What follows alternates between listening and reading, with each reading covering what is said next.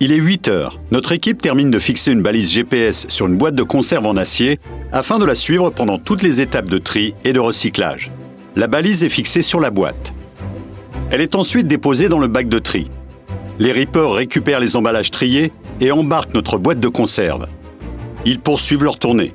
Une fois leur collecte terminée, ils se dirigent vers le centre de tri à 15 km de là. Grâce à notre balise, nous la suivons à la trace. Le camion arrive dans le centre de tri. Les emballages collectés sont pesés, puis déchargés. Les emballages en acier sont séparés des autres emballages par magnétisme, grâce à un gros aimant. Les différents emballages en acier sont ainsi regroupés ensemble pour être compressés sous forme de paquets. Direction l'usine sidérurgique.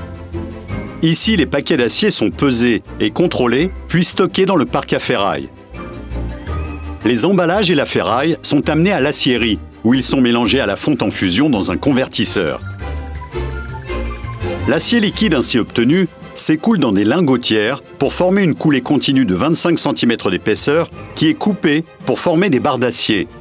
Elles sont ensuite laminées à chaud successivement pour réduire leur épaisseur jusqu'à 1 mm et être transformées en fonction du marché de destination, comme ici en bobine. Les bobines sont acheminées par voie ferrée. Direction le site de transformation-préparation où les bobines seront préparées différemment en fonction du produit fini, ici en acier galvanisé pour l'automobile. Mais cet acier pourra aussi se retrouver dans des produits d'électroménager, dans du matériel de construction ou comme à l'origine, dans un emballage.